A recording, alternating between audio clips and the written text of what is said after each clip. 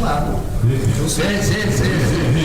Eu ia observando, eu estava de lado, observando a subida de temperatura à minha direita. Primeiro a estupefação, depois a perplexidade. Aqui no Fora do Baralho já ficamos pouco perplexos com a finura dos nossos políticos. Primeiro, ouvimos aqui a segunda figura do Estado, Augusto Santos Silva, e a sua fúria com os protestos do Chega no 25 de Abril.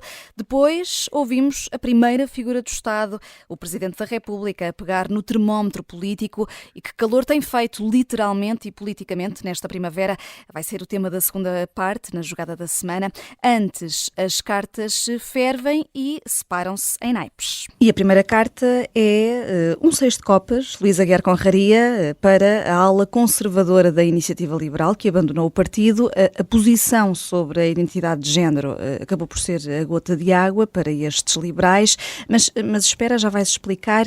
Antes precisas de ouvir isto. É um gosto e um privilégio ser liberal em toda a linha, porque liberal não é conservador, liberal é em toda a linha. 13 membros do partido decidiram sair. Porquê um 6 de copas, Luís? Olha, eu dou copas para a Iniciativa Liberal. Porque está a fazer uma clarificação política que é importante. Eu penso que muita gente, muitos conservadores olharam para a Iniciativa Liberal como uma espécie de CDS2, ou seja, digamos que eram conservadores, pessoas que olhavam para a Iniciativa Liberal como, ok, eles defendem estas coisas modernas, como o casamento dos homossexuais, a adoção gay e tal, mas pronto, essas coisas já estão todas decididas, portanto, como isso já está tudo vertido em lei, essas causas acabaram, e como essas causas acabaram, podemos na mesma integrar neste partido, porque isso já não é assunto de agenda. E pronto, estavam a contar com isso. O problema é que, evidentemente, estes assuntos nunca se esgotam e há sempre uma agenda, e a agenda nunca se fecha, está sempre aberta. E de facto, criou-se aqui um problema na Iniciativa Liberal, que é, há ali um conjunto de pessoas que estavam no partido errado. Pelo menos como a Iniciativa Liberal se está a definir neste momento.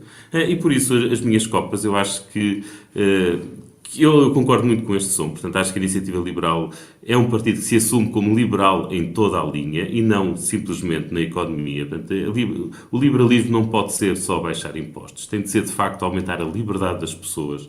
E aumentar a liberdade das pessoas implica liberdades individuais sobre questões como género. E, portanto, eu gosto de ver o partido a definir-se ideologicamente nesse sentido. Sendo que os partidos têm várias sensibilidades, normalmente, e várias perspectivas, mas aqui era importante esta clarificação. Claramente parece-me que estavam... É evidente que um partido tem várias sensibilidades, mas aqui claramente parece-me que há sensibilidades que... Bem, se consideram isto uma linha vermelha, quer dizer, se consideram uma linha vermelha a forma como uma pessoa se identifica, estamos a falar de uma linha vermelha que tem a ver com o que de mais íntimo há de uma pessoa, relativamente a uma pessoa. Portanto, a decisão mais íntima que uma pessoa pode tomar sobre si mesma. Quer dizer, se isso é uma linha vermelha, então não estão bem no Partido Liberal. Agora, porquê que eu só dei 6 e não uma carta mais forte? Porque acho que, evidentemente, que a Iniciativa Liberal corre riscos. Portanto, vamos ver se o eleitorado que perde à direita, o eleitorado mais conservador que perde, mas ver se o consegue ir buscar um bocadinho mais à esquerda. Para mim não é óbvio que isso aconteça. A Iniciativa Liberal assume-se, portanto, diz-se que como um partido que não é nem de esquerda nem de direita, mas a verdade é que a sociedade portuguesa a tem visto como um partido de direita. E assim podem correr sérios riscos de perderem este eleitorado à direita e não conseguirem ir buscar à esquerda. Portanto, é um assunto...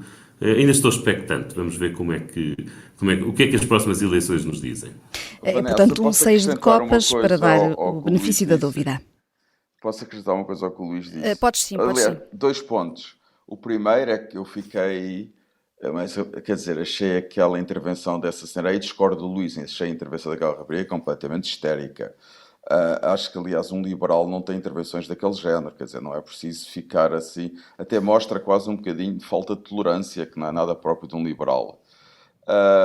Depois, eu acho que há aqui um segundo ponto que é importante. Ter uma agenda liberal não significa concordar com uma agenda revolucionária e radical. E a ideologia de género é usada por muitos partidos radicais em relação de um modo revolucionário.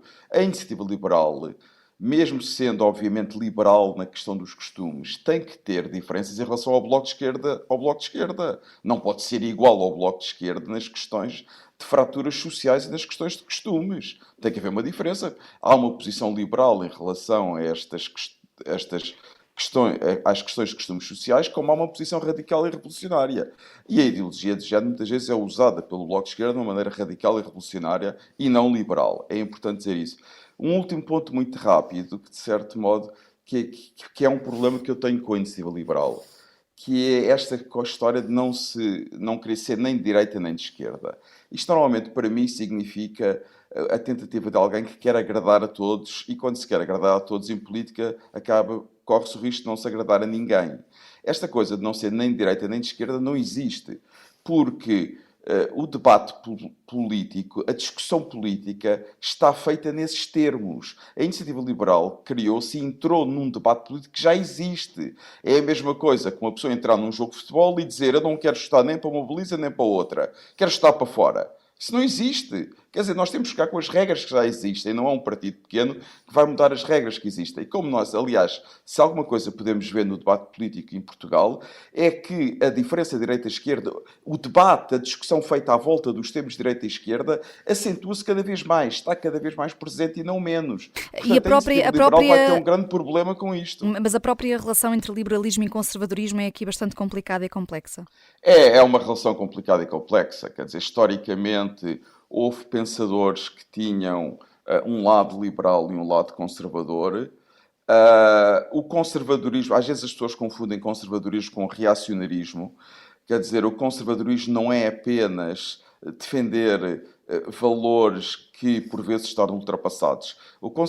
Há um lado conservador que é muito importante, tem a ver com uma atitude perante a política, não com defesa de valores, mas com uma atitude perante a política e uma atitude, sobretudo, de condenação a um progressismo radical. E isso é compatível com muitos valores liberais, quer dizer, há vários pensadores ao longo da história moderna na Europa que se identificavam simultaneamente como conservadores e liberais. Há partidos onde essa tensão existe. Eu não nego que haja uma tensão, há uma tensão permanente. Eu próprio, quer dizer, desde que penso politicamente, e sobretudo quando trabalhei mais no pensamento político, durante o meu mestrado e o meu doutoramento, eu sinto uma tensão no meu pensamento entre um lado conservador e um lado liberal. Estas coisas não se resolvem, não é? Como aquela rapariga, que não sei se ela conhece muito pensamento político, que acha que resolve a tensão entre o liberalismo e o conservadorismo com meia dúzia de gritos numa reunião, quer dizer, é patético. Susana Peralta? Sim, não, o que eu quero dizer é, não vou obviamente contestar nada do que o João disse, mas o que eu acho é que estas pessoas que saem da iniciativa liberal, eles não têm minimamente estas nuances em conta. O que elas dizem é que afirmam-se defensoras dos valores liberais, quando na verdade estão a defender valores conservadores, que provavelmente têm lugar no seio daquele partido, embora eu pessoalmente prefira ao partido liberal também nos costumes, mas enfim, o que eu prefiro sobre a IEL interessa pouco, mas não parece nada que a densidade do pensamento que o João aqui trouxe estivesse minimamente presente nas preocupações daquelas pessoas. Eu acho mesmo, concordo com o que o Luís disse no início, que esta é uma espécie de CDS2 e as pessoas achavam que estavam num CDS2 e não perceberam que ao chamarem um partido liberal vão atrair pessoas que são, como diria a nossa convidada do início, talvez num jeito um pouco excessivo, liberais em toda a linha. Estes liberais em toda a linha, alguns deles, 13, acabaram por abandonar o partido, voaram da iniciativa liberal. Agora voamos nós, Jorge Fernandes, para o aeroporto. A tua carta é de paus ou espadas, escolhe tu. Para estas, agora temos 4 novas opções, a lista passa a ter 9, houve umas que caíram, outras entraram, mas temos agora uma lista com 9 opções estratégicas para o novo aeroporto. Vamos voltar à estaca zero, é por isso que escolhes uma carta deste tipo? Pois, a questão do aeroporto surge ciclicamente na política portuguesa. É preciso notar que eu apenas percebo de aeroportos na ótica do utilizador. O meu comentário aqui é mais sobre o processo de tomada de decisão nas políticas públicas. Bem, em primeiro lugar, um país que anda há 50 anos a discutir a localização do aeroporto sem conseguir construir, tem manifestamente um problema no processo de tomada de decisões. Quer dizer, é impossível estar 50 anos a discutir um tema e não conseguir chegar a uma conclusão. Quer dizer, certamente, se estamos à procura da localização perfeita, isso certamente não existirá e, portanto, enfim. Em segundo lugar, esta semana foram apresentadas várias potenciais localizações para o novo aeroporto. Muitas delas, aliás, Rio Frio, etc., estão a regressar agora à praça pública e já tinham sido discutidas ad nauseam no tempo, por exemplo, de José Sócrates. E foram feitos, na altura, estudos sobre a viabilidade de cada localização. O que me surpreende neste caso, Vanessa, é precisamente aquilo que tu estavas a dizer. Nós vamos recomeçar do zero, aparentemente, todo o processo de decisão sobre o aeroporto. A questão é que Portugal não se pode dar ao luxo de ter este tipo de tomada de decisão. Quer dizer, tomar decisões custa dinheiro, tem custo de oportunidade, custa dinheiro literalmente na medida em que estudar estas localizações sai caro, é preciso pagar a quem faz estes estudos, geralmente bem caro, e portanto, e naturalmente existem sempre pessoas a ganhar dinheiro, escritórios de advogados, auditores, etc., com a realização de mais esta ronda de estudo. O que me preocupa aqui realmente é a nossa capacidade de tomar decisões coletivas enquanto país no momento certo, porque isto depois geralmente tem consequências a mais longo prazo que infelizmente só observamos quando essas consequências já se tornam gritantes, como é o caso agora da Portela, que está completamente insuportável e é um aeroporto que dá uma péssima imagem a Portugal e que terá também consequências certamente no valor de venda da TAP, até porque o potencial de vender a TAP como um hub para a Europa, enfim, é muito menor dadas as condições aeroportuárias em Lisboa.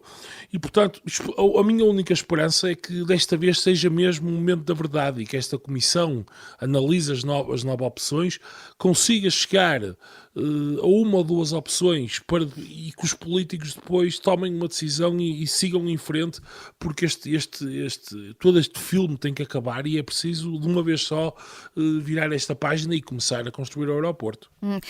Já agora, Susana Peralta, só rapidamente ainda sobre o naipe do Jorge, o problema das acessibilidades aqui também é muito importante. Uma terceira travessia será inevitável sobre o Tejo? Não faço ideia se é inevitável ou não, porque agora temos as 9 opções em cima da mesa, várias delas são 9 opções estratégicas e 7 localizações, mas parece-me evidente que nós não podemos, ou seja, temos de pensar o aeroporto de maneira coordenada com as restantes infraestruturas de transportes. Se for mais urbano tem de incluir metro, e se for menos urbano tem de incluir obviamente comboio e potencialmente o TGV, quer dizer, é assim que acontece. Aliás, eu queria anunciar aqui em primeira mão que eu também sou uma grande especialista em aeroportos do ponto de vista do utilizador ou da utilizadora, tanto que estou a fazer o Fora da Baralho em direto num aeroporto. É o programa mais internacional de sempre. É verdade, é isso mesmo. Onde passa precisamente, não só o TGV, como outras infraestruturas, vamos dizer, de caminhos de ferro do país em questão, e era assim que devia ser, e isto tudo vai custar dinheiro, vai demorar imenso tempo, e portanto vamos lá ver. Eu não faço ideia, será que quando os meus filhos forem adultos vão ter um aeroporto novo? Não tenho a certeza.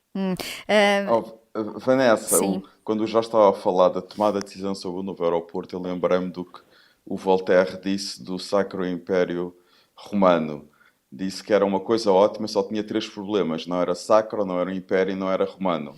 O processo de tomada de decisão do aeroporto é isso também. Não há processo, não há decisão e não há aeroporto. A conclusão para já ainda é essa, sim. Agora vamos falar de dinheiro. É uma carta de ouros que sai aqui para cima da mesa, Susana Peralta. IVA zero. Mas e então o IVA do requeijão, da batata doce, como é que isto fica? O Fisco tem respondido às dúvidas no site para perceber porque é que alguns produtos estão isentos e outros não. A tua carta para isto é qual? Isto é uma joker de ouros. Desculpa, joker. Eu sei que é naquela piada, naquela ideia da piada, não é? Daquilo para rir, que realmente tem imensa piada. Tem um lado cómico e tem um lado, na verdade, bastante trágico, porque imagina o que é as cabeças da autoridade tributária que fazem imensa falta ao país para imensas coisas, estarem a pensar neste detalhe e ver os decretos de lei para ver como é que se define a carne não processada e tal.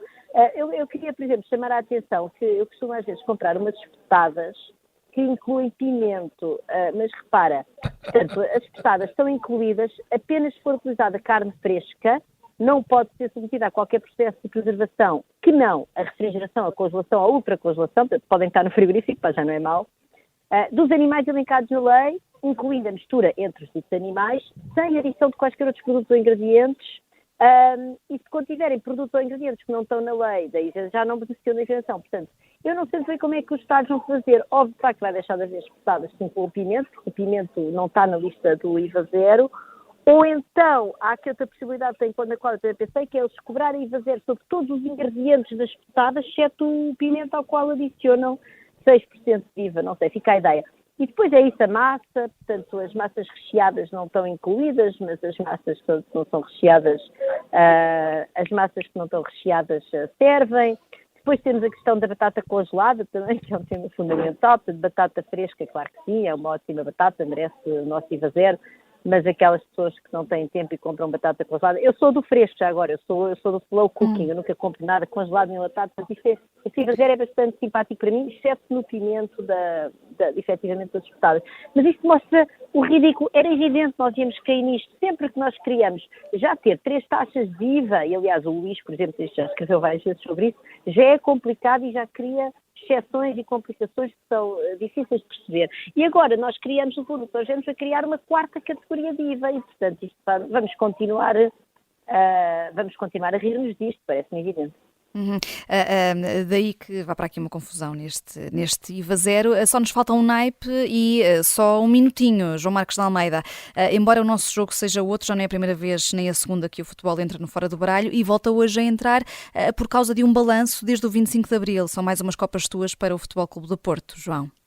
Exatamente, eu quero dar copas ao Futebol Clube do Porto porque é o clube de longe com mais títulos em futebol em Portugal desde 25 de Abril, portanto eu não quero diminuir a grandeza do Benfica nem do Sporting, obviamente são clubes grandes, e eram os clubes com mais títulos antes de 25 de Abril, mas desde 25 de Abril o Porto é o clube com mais títulos, o que talvez haja uma relação, nunca fiz nenhum estudo, não sei se alguém fez, talvez haja uma relação entre a descentralização de um país e o facto de clubes de outras cidades começarem a ganhar mais títulos. Aliás, em Espanha há um processo muito semelhante, houve um fenómeno muito semelhante.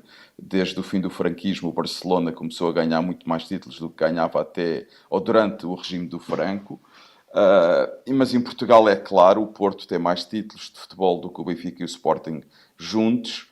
No total são 71. Tem mais campeonatos do Benfica e o Sporting juntos, mas no total de todos os títulos de futebol, incluindo os internacionais, são 71. E, portanto, eu tenho muito orgulho que o meu clube seja o campeão do regime democrático em Portugal.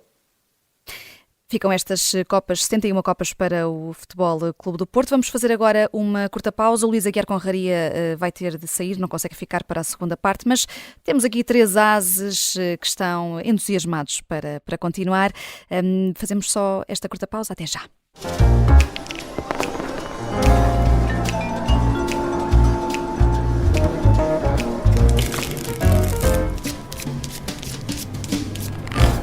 Esta é uma história de guerra.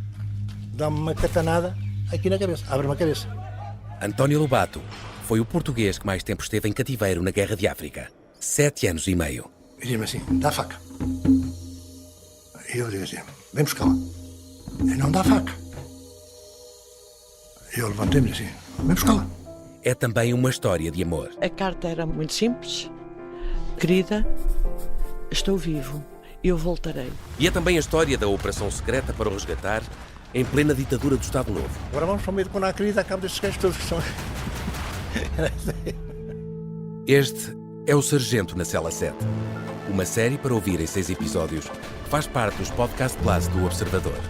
É narrada por mim, Pepe Rapazote, com banda sonora original de Noise Earth. Pode acompanhar no site do Observador ou nas plataformas de podcast.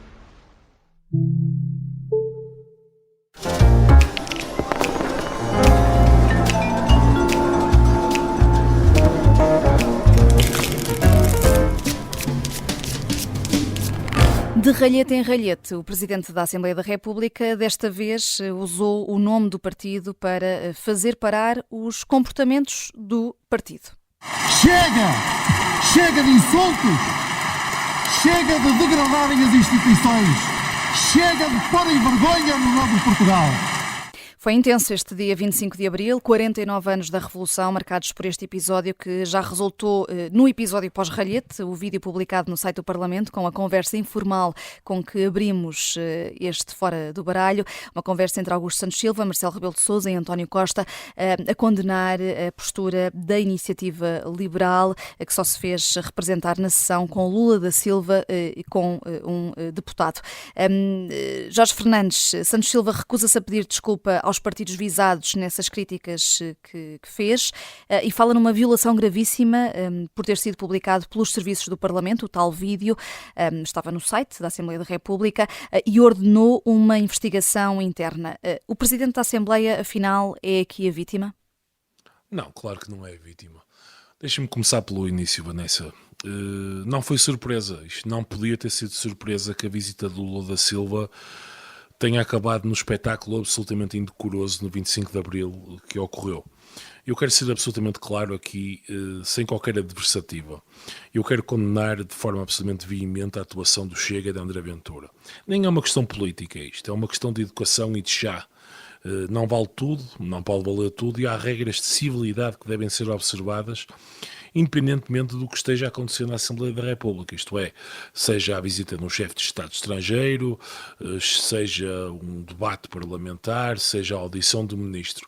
E não é por ter sido um chefe de Estado estrangeiro que estava na Assembleia da República que o comportamento do Chega deve ser mais censurado. Isso é uma ideia vagamente saloia de que o deputado deve mais respeito a um chefe de Estado estrangeiro do que a um ministro ou ao primeiro-ministro. Portanto, o Chega esteve pessimamente, apesar disto não ser uma surpresa para quem acompanhou, digamos, todo o historial que culminou no dia 25 de Abril. Dito isto, eu também sou muito crítico do Augusto Santos Silva. É evidente para toda a gente que desde que Santos Silva tomou posse como Presidente da Assembleia da República tem havido ali uma dinâmica triangular entre o Presidente da Assembleia, o PS e o Chega, de provocação mútua, de picardias, que tem sido mutuamente benéfica para todos. É bom para o Chega, porque ajuda o partido a ganhar atenção, a evidenciar-se como o maior partido da oposição, segundo Ventura. É bom para Santos Silva e para as suas ambições presidenciais, porque está a criar um perfil público. Provavelmente, antes dele ter sido Presidente da Assembleia da República, teria um problema claro de reconhecimento público. A maior parte dos portugueses não saberia quem ele era, apesar de ele estar na política há muitos anos. E é bom para o PS, porque assim consegue entalar o PSD e criar sérias dificuldades à rotação do poder numas futuras eleições.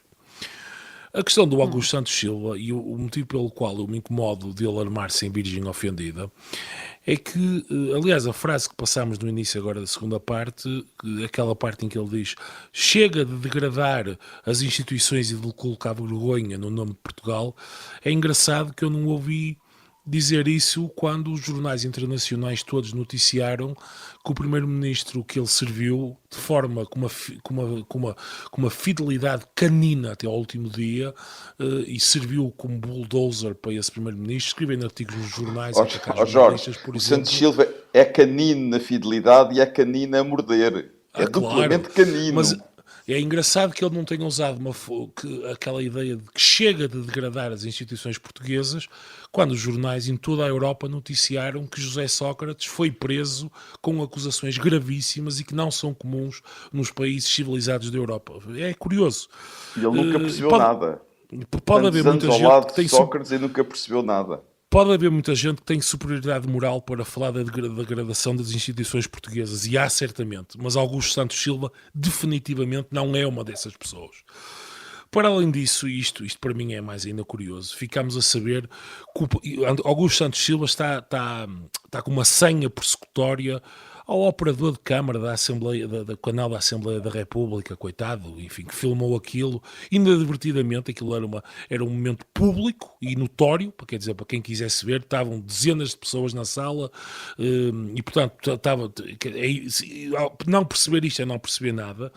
Mas, ao mesmo tempo que tem essa senha persecutória com um burocrata, um operador de câmara, Augusto Santos Silva não tem nada a dizer na semana em que ficamos a saber que o Partido Socialista combinou com uma pessoa que ia dar um testemunho numa comissão parlamentar de inquérito as perguntas e as respostas. Quando isto é uma coisa gravíssima em qualquer parlamento do mundo. Combinar previamente o que vai acontecer numa comissão parlamentar de inquérito. Sobre isso, o Presidente da Assembleia da República, que tem um papel de vigilante da democracia na Assembleia da República, não disse nada, não tem nada a dizer. Portanto, é importante para Augusto Santos Silva culpar o Chega, e eu concordo que acho que o Chega esteve horrivelmente mal, uma falta de educação, uma grossaria total, mas é mais importante para ele agora perceber quem foi o cameraman ou camerawoman que o filmou ali naquele tom de cavaqueira dos donos disto tudo do país, enquanto sabe que o PS anda a combinar com testemunhas o que deve ser dito numa comissão parlamentar de inquérito. É nisto que está transformado Portugal. Posso só dizer uma coisa? Eu acho... Eu compreendo que o Santos Silva, bom, teve péssimo, aliás, acho que sobre isso hoje no Público, aquela frase, e mesmo todo o tom da conversa entre ele, o Primeiro-Ministro e o Presidente da República, e até um certo tom de adultos que comentam o espetáculo dado pelas criancinhas sem perceber, digamos, a gravidade daquilo que aconteceu naquele plenário, com aquele espetáculo degradante, buçal do Chega.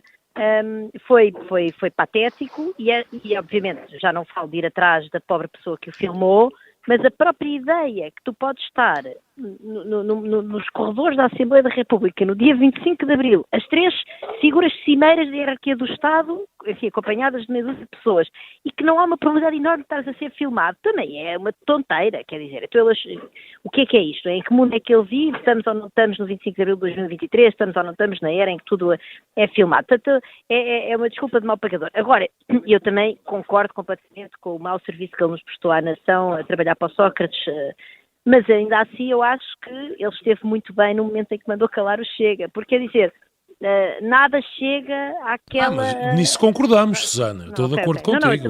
Ou seja, eu acho que tudo aquilo que ele, todos os defeitos e todos os problemas morais de Augusto Santos Silva não lhe devem tirar a autoridade para naquele momento ter intervido e ter mandado calar aquela pouca vergonha, porque sim, estamos de acordo são pessoas... Não merecem, porque eles estão ali, quer dizer, eles são deputados à Assembleia da República, no fundo eles representam-nos a todos nós, não representam apenas as pessoas que... Mas já agora o Chega devia ser alvo de mais penalizações, além desta de não poder deslocar-se em comitivas oficiais ao estrangeiro? Não faço ideia, eu gostava que o Chega fosse alvo de uma penalização, que é as pessoas perceberem que aquela gente não se pode votar neles, porque não têm nível. Agora, eu acho que esta senha também de perseguir o Chega, eu não disputo que seja uma boa ideia não os levarem em deslocações ao estrangeiro, porque eles mostraram que não estão à altura, mas quer dizer, continuar a fazer aumentar, digamos, essa pressão para mais sanções ao Chega, pode jogar contra nós. Portanto, se calhar chega assim, foi dito, o Augusto Silva esteve bem no momento em que o escalou, e agora dizer não vos levo ao estrangeiro porque vocês não são apresentáveis, mas eu, por mim, acho que se calhar parava por aí, mas mais por razões puramente pragmáticas. Eu aqui discordo num ponto, concordo em muita coisa com o que disse o Jorge e Sana, mas discordo num ponto. Mas sai aqui um trunfo. Eu acho que Santos Silva... Aliás, há poucos políticos em Portugal tão cínicos como Santos Silva. E Santos Silva sabia perfeitamente que esta ia ser a reação do Chega. Mas ele desejava que esta fosse a reação do Chega para poder fazer o que fez. Quer dizer, não vale a pena ter qualquer ilusão. No fundo, hoje em Portugal há uma segunda geringonça, que é a geringonça entre o PS e o Chega. Há uma aliança de facto entre o PS e o Chega contra o PSD. Aliás, é o que as duas geringonças têm em comum. A primeira, aliás, tem duas coisas em comum. A primeira geringonça também foi feita contra o PSD, para evitar que o PSD fosse governo. A segunda geringonça também é feita contra o PSD. A primeira foi feita com partidos radicais de esquerda. E esta é feita com partidos radicais de direita. O cinismo do PS, o que mostra é que o PS é capaz de tudo e mais alguma coisa, de se aliar, seja a quem for necessário. Mas consideras que Augusto Santos Silva desejava isso pelo PS ou por ele próprio, tendo em conta que há uma pré-campanha a Belém em curso também? Vanessa, o PS, a coisa que mais deseja é que o Chega cresça, tenha mais votos para tirar ao PSD. Mas aquilo foi demais. Susana, Está bem, eu posso até eu acredito que seja demais, mas o Santos Silva também é demais. Aquilo foi uma provocação, feita ao Chega. E o Chega caiu na armadilha. Aquilo é uma provocação feita ao Chega. E o Mas Chega, só- deixa-me só acabar, Susana. Não, O cara, Chega termina. caiu na armadilha, porque também quer cair na armadilha, porque isto só beneficia estes choques, estes conflitos, aqueles gritos de Santos Silva, que são gritos para a bancada, não representam nada. Aquelas figuras do Chega só servem uma coisa: é o crescimento do Chega contra o crescimento do PSD. E isso interessa só a dois partidos em Portugal, ao PS e ao Chega. Lamento, há uma aliança de facto entre o PS e o Chega, que é um problema para o PSD. É óbvio que é um problema para o PSD, porque eles são ambos eficazes. Agora, eu também queria acrescentar outro ponto. Sim, diz, Susana, desculpa. Não, eu acho que houve uma imprudência e uma leviandade terrível de todas as figuras políticas deste país, a começar pelo próprio Marcelo Rebelo de Sousa, quando convidam Lula da Silva para estar no Parlamento, sabendo que ele é uma figura que divide, e Mas sabendo foi uma que provocação, podíamos foi de acabar naquilo, propósito, e Susana. sabendo que iam Mas foi de acabar propósito. por dar palco. Isso eu não tenho, não atribuo. Eu acho que não. Não foi de propósito. Ou seja, eu acho Susana, que o Marcelo bem. estava lá no meio das selfies. Aqui divergimos, a tua opinião. A minha, não, o Marcelo, quando convidou, eu acho que o Marcelo, quando convidou, foi com o entusiasmo do momento de estar no Brasil e achou que dos abracinhos e tal. Agora, a partir do momento em que foi convidado e que se percebeu o ambiente político que se começou a criar em Portugal a propósito da visita de Lula, a partir daí o PS usou para provocar o máximo possível o Chega, para ter estas reações do Chega, porque sabe que beneficia o crescimento do Chega. Mas tendo em conta o que aconteceu, João Marcos de Almeida, deixa-me só perguntar, tendo em conta o que aconteceu no 25 de Abril, esta não deveria ser a gota de água para o PSD traçar a linha vermelha com o Chega? Mas eu acho que o Luís Montenegro já traçou a linha vermelha que tem a traçar. Mas nunca diz o nome, nem do Chega, nem da Aventura. Vanessa, eu acho que nestas coisas nós temos que tratar os partidos como iguais. O PSD já tem linhas muito mais vermelhas que as do PS em relação ao PCP. Portanto, não podem... digam também ao PS se vai fazer governo com o PCP outra vez. Eu também quero saber porque é mau para Portugal. Em que é que o PCP é melhor que o Chega? Alguém me explica? Quer dizer, só toda a gente está preocupado com as linhas vermelhas do PSD. Ninguém está preocupado com as linhas vermelhas do PS. Basicamente, o que o PS quer... Susana, deixa-me só acabar. O que o PS quer é tornar o PCP um potencial aliado do PS, o PS necessitar dele. E impossibilitar, basicamente, de haver maiorias à direita. Ou seja, é o PS ficar no governo para sempre. É a estratégia do PS. Se acham que isso é bom para a democracia em Portugal... É a vossa opinião e eu acho que é péssimo. Eu acho, Susana, já percebi que queres trunfar, mas deixa-me só dar aqui a oportunidade ao Jorge, porque ele também quer trunfar. Sim, eu quero trunfar. Vamos ver, eu acho que ideologicamente o PCP é uma coisa perfeitamente abjeta. E a ideologia é importante ou não é? Com certeza. Agora, sob o ponto de vista do comportamento, quer dizer, de tudo, a observação das regras democráticas, o comportamento, há um conjunto de normas de civilidade que têm que ser observadas e o PCP, sob esse ponto de vista, praticamente nunca pisou a linha. Não estou a falar só do mandato atual, estou a falar... Não, é verdade, e acho que até aí o Chega a ter alguma coisa a aprender. É verdade que o PCP sempre teve uma postura institucional, sob esse ponto de vista, civilizada. É verdade.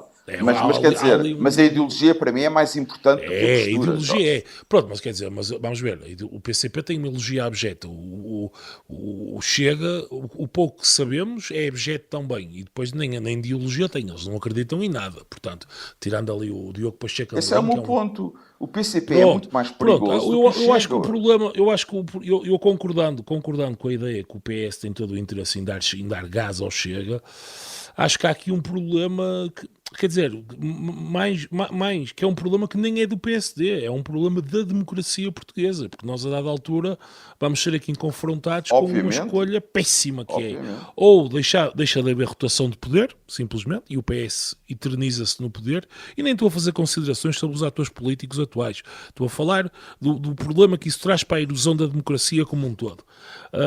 Ou então o PSD terá que se coligar com o Chega, porque Luís Montenegro, e isto agora vou aqui diretamente exatamente ao que a Vanessa estava a dizer.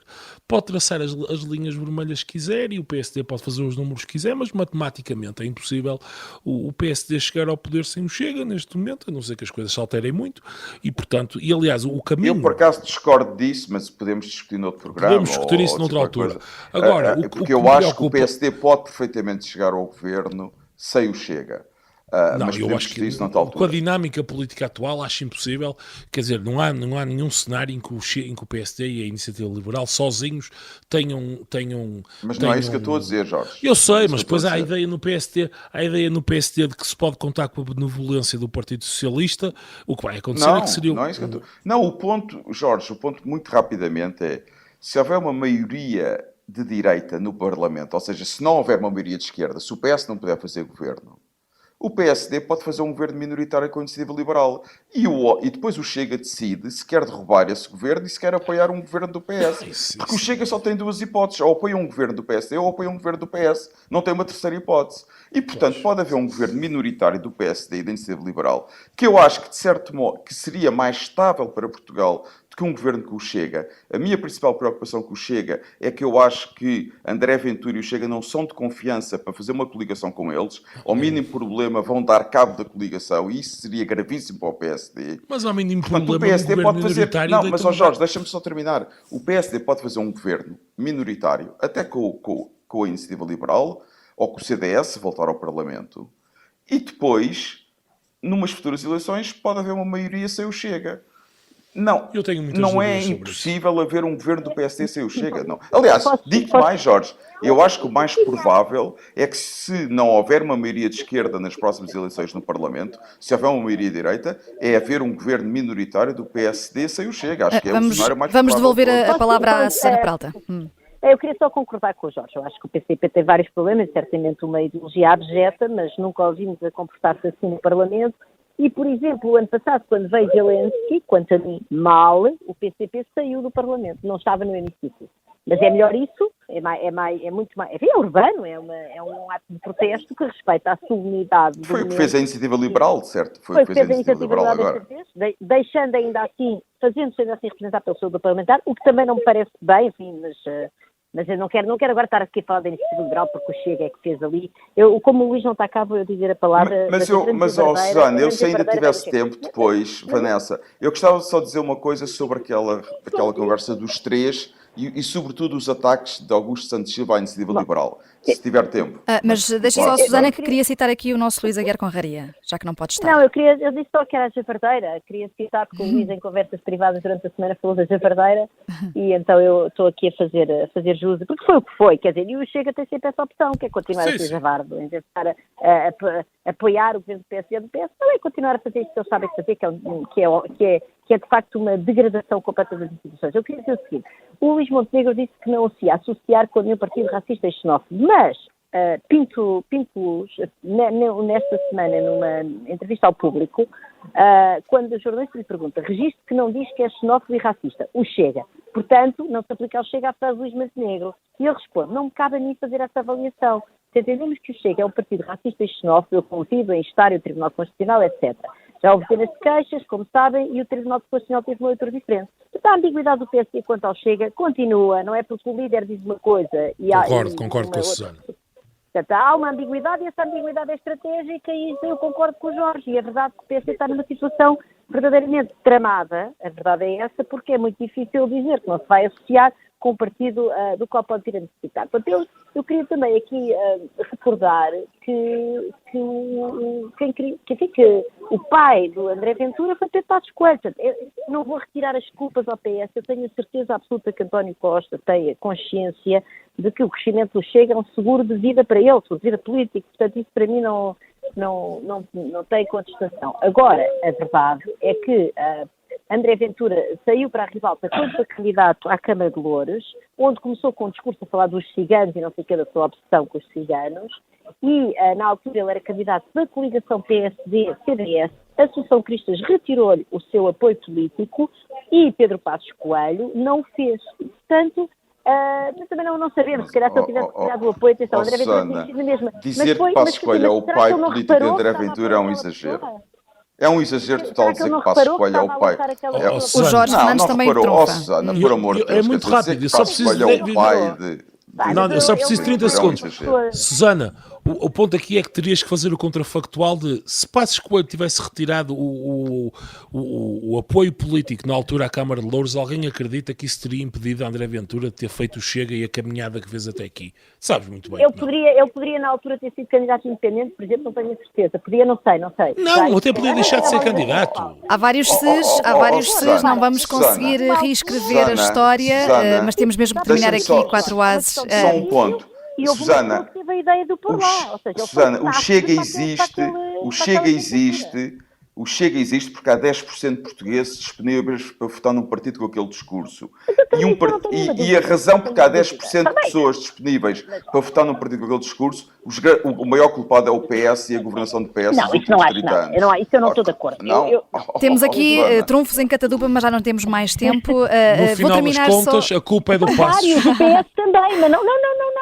Não é, claro que não é. Não temos mesmo mais tempo, mas termino aqui com uma questão para quem nos ouve no Spotify. O Chega deve ser mais penalizado pelo comportamento na Assembleia da República no 25 de Abril. Senhores ouvintes, podem responder na aplicação. Nós voltamos para a semana, sexta-feira ao meio-dia. Até lá.